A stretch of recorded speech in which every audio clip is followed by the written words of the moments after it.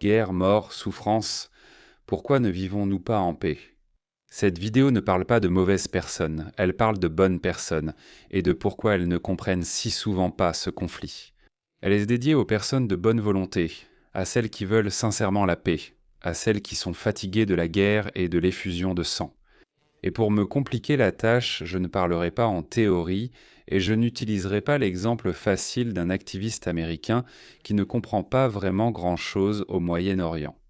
À la place, je vais parler d'un Israélien, une bonne personne, une personne morale, un être humain impressionnant avec qui je suis totalement en désaccord. Je parle de Mao Zedong. Nous sommes venus ici à Washington pour dire 3 mots. La paix est possible, la paix est possible. Et parce que nos politiciens ont perdu leur imagination politique ou le leadership nécessaire pour nous emmener vers la terre promise, pour nous emmener vers la paix, nous avons décidé d'intervenir et de lancer un processus de paix populaire qui serait mené par le peuple. Que faudra-t-il pour passer des mots à l'action? Si je peux poser la question à toutes les deux. Oui, exactement. Nous devons amplifier les voix de la paix. Nous devons crier, nous devons pleurer, nous devons dire à tout le monde que la paix est possible et ainsi changer le discours. D'abord, il n'est ni ignorant ni stupide. C'est un entrepreneur dans le tourisme indépendant et avec de bons partenaires, il a contribué à changer le tourisme indépendant en Israël. Il a créé le chemin de Jésus de Nazareth à Capharnaüm, il a ouvert certaines des plus grandes et des meilleures auberges d'Israël. C'est un entrepreneur social, il a toujours été un militant pour la paix. Le 7 octobre, ses parents ont été assassinés à Hativa, Sarah. Des Gazaouis les ont brûlés vifs dans leur maison. Après cela, Mao a décidé de poursuivre le chemin de la paix avec encore plus d'intensité. Il a quitté son poste dans les auberges et depuis, il se consacre à la réconciliation. Je suis fortement en désaccord avec lui. Le désir de réconciliation semble noble, et je crois qu'il a vraiment de bonnes intentions. Mais il fonde ses rêves sur des illusions, et les illusions peuvent être dangereuses. Dans cette vidéo, je n'essaierai pas de prouver pourquoi Mao Zedong a personnellement tort. Si des Gazaouis ont tué ses parents et que cela n'a pas changé sa vision du monde, aucune vidéo YouTube n'y parviendra. À la place, je vais essayer de l'écouter attentivement et de comprendre l'écart entre nos approches. La première chose que j'ai faite a été de regarder plusieurs de ses interviews en anglais. Il y en a beaucoup, et je comprends pourquoi. Ce que Mao dit sonne très bien aux oreilles des médias grand public européens. Quand je vivais en Allemagne, je plaisantais toujours en disant que les médias allemands interviewaient et tuaient toujours les mêmes personnes. 5 Israéliens de la gauche israélienne, de bonnes personnes, des gens intelligents, mais qui représentent peut-être 5% de la société israélienne. Ils sont interviewés non pas parce qu'ils représentent Israël, mais parce qu'ils disent ce que les journalistes européens veulent entendre. Permettez-moi de résumer 30 ans de journalistes allemands interviewant des Israéliens. Chaque interview se passe à peu près comme ceci. Pouvez-vous, s'il vous plaît, nous dire ce que nous voulons entendre? Oui, c'est possible, et il y a des extrémistes des deux côtés. Ils n'intervieweront jamais quelqu'un comme moi, quelqu'un qui dira que c'est un conflit religieux. Hamas, le djihad islamique, le Hezbollah, ce sont des mouvements islamiques, pas des mouvements nationaux. Les valeurs que nous considérons acquises en Occident, démocratie, liberté d'expression, égalité des droits pour les femmes, liberté de religion, sont absentes du monde musulman. Oh, et la hausse que vous avez constatée, les agressions sexuelles en Allemagne, les attentats terroristes, le fait que vous ayez besoin de sécurité autour des marchés de Noël, ce n'est pas à cause des immigrants juifs. Vous pouvez être d'accord avec moi ou pas. Il est un peu difficile de contester les faits que j'apporte. Mais mes opinions représentent bien plus les Israéliens que celles que les médias internationaux aiment couvrir. Je comprends la logique des médias. Mao Zedong vend l'espoir, la réconciliation, une histoire avec une fin heureuse, et il y croit généralement. Mao n'écoute pas l'autre côté tel qu'il est vraiment, il écoute les belles voix dans sa propre tête, et elles sont vraiment belles. Elles ont juste très peu à voir avec la réalité. Il y a quelque chose d'important. Je veux préciser que je n'aime pas dire ces choses. Je veux la paix tout autant que Mao Zedong et ses amis. La différence, en fait, c'est que je refuse de laisser mes souhaits brouiller la réalité brutale. J'aimerais pouvoir vous dire qu'il y a de la démocratie et la liberté d'expression dans tout le monde musulman. J'aimerais pouvoir vous dire ça. La probabilité qu'un juif ou un hindou fonce sur des gens dans un marché de Noël en Europe est égale à celle qu'un musulman le fasse. J'aimerais pouvoir vous dire que Hamas ne représente qu'un tout petit groupe marginal. Je voudrais vous le dire. Seul un petit nombre d'Arabes pensent que le meurtre de civils le 7 octobre était un acte moral. Mais je ne peux pas. Et c'est là qu'il y a une différence fondamentale entre des gens comme Mao Zedong et moi. J'apporte des faits sur la table, Mao ne contredit pas vraiment ces faits, il dit simplement « La situation est si mauvaise, ce qui est vrai, le gouvernement israélien est mauvais, ce qui est vrai, et nous devons croire que cela peut changer, que la paix est possible. » Pour illustrer à quel point cette approche peut être volontairement aveugle, je veux partager cet extrait. Maoz peut te poser une question difficile et dire que tu es son ami. Tu peux demander ce que tu veux. Elle m'a demandé, Maoz, peut-être que la maison de tes parents a été brûlée par un tir croisé de Tsahal et non par le Hamas. Et elle niait littéralement le 7 octobre et j'étais choqué. Je ne savais pas quoi dire. Et puis je me suis arrêté un instant et je lui ai dit, tu sais quoi? Qu'est-ce que ça change? Qu'est-ce que ça change? Mes parents sont morts et ils sont morts à cause du conflit et de la guerre qui dure depuis si longtemps. Et c'est notre mission d'y mettre fin. C'est du déni d'un autre niveau. Dire que des civils israéliens ont été tués par l'armée israélienne le 7 octobre est un mensonge diffusé par le mouvement anti-israélien.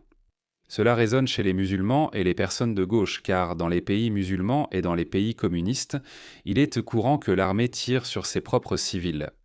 En Israël, cette idée est absurde, peu importe que vous soyez pro-Bibi ou anti-Bibi. Les soldats israéliens ont donné leur vie pour sauver des civils. Des centaines d'entre eux ont fait exactement cela les 7 et 8 octobre. Meo admet lui-même avoir été choqué par cette question.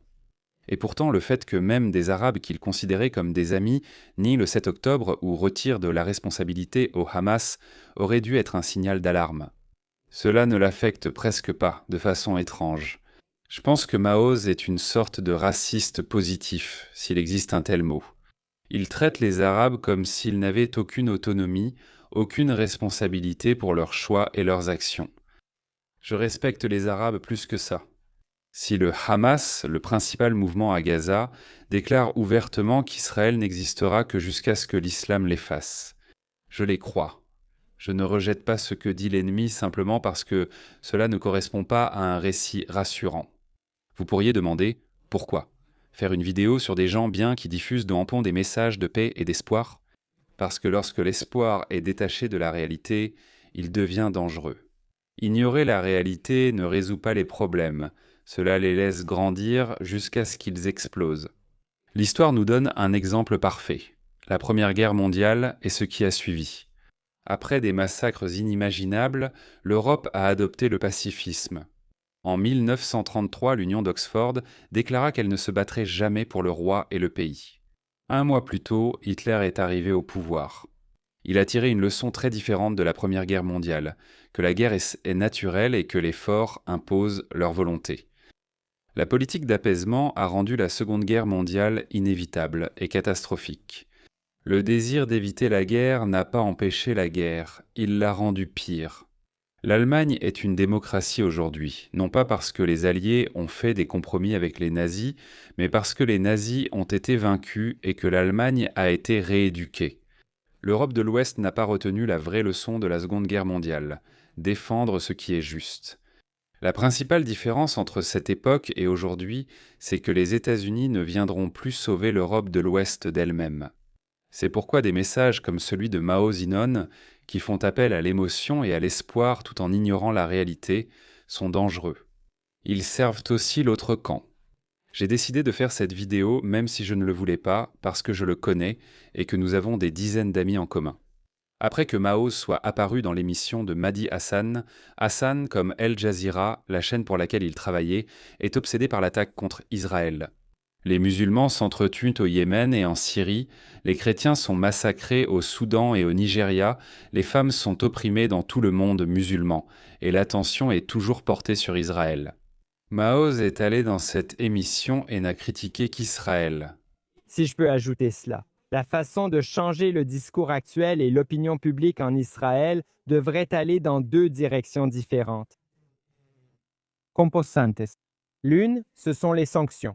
Israël doit être sanctionné, non pas avec les États-Unis, et l'Union européenne et la communauté internationale doivent sanctionner notre gouvernement. Les officiers supérieurs de Tsahal apatrides.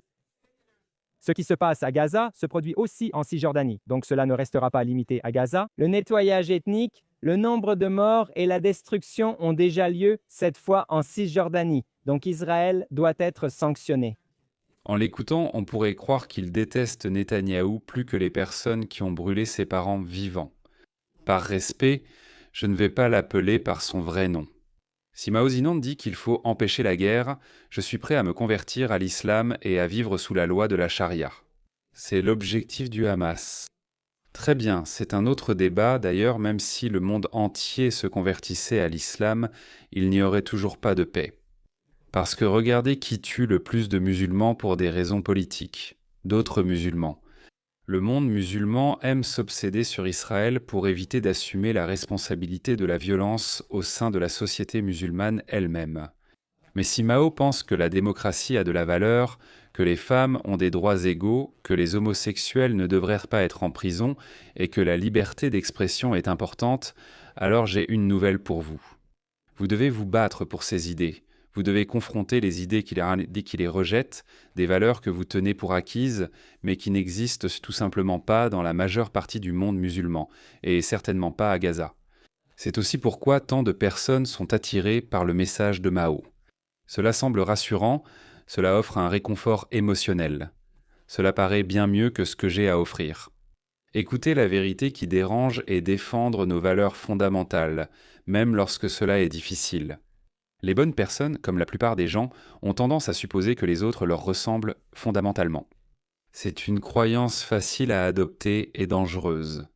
Vouloir la paix est noble, refuser d'affronter la réalité ne l'est pas. J'enverrai cette vidéo à Mao Zedong. S'il choisit de répondre par une vidéo ou un message, je publierai sa réponse en intégralité sur cette chaîne. Merci de liker cette vidéo, de laisser un commentaire et de la partager avec quelqu'un qui a besoin de la voir. À la prochaine vidéo, salut!